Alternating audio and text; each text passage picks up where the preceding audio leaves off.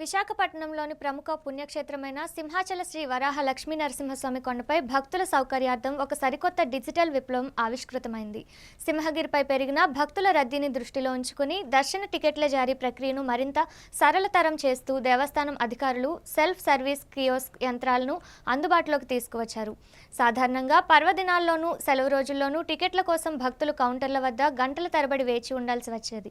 కానీ ఇకపై ఆ అవసరం లేకుండా ఈ అత్యాధునిక కియోస్క్ యంత్రాల ద్వారా నిమిషాల వ్యవధిలోనే టికెట్లు పొందే వీలు కలుగుతుంది.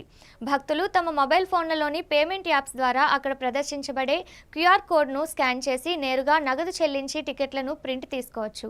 ముఖ్యంగా భక్తుల రద్దీ ఎక్కువగా ఉండే కొండపైన ఉన్న బస్టాండ్ ఆవరణలోనూ అలాగే పిఆర్ఓ కార్యాలయం వద్ద ఈ కియోస్క్ సెంటర్లను అధికారులు ఏర్పాటు చేశారు.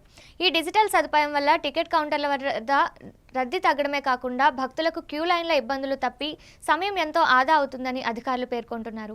దేవస్థానం తీసుకున్న ఈ నిర్ణయం పట్ల సామాన్య భక్తులు హర్షం వ్యక్తం చేస్తున్నారు.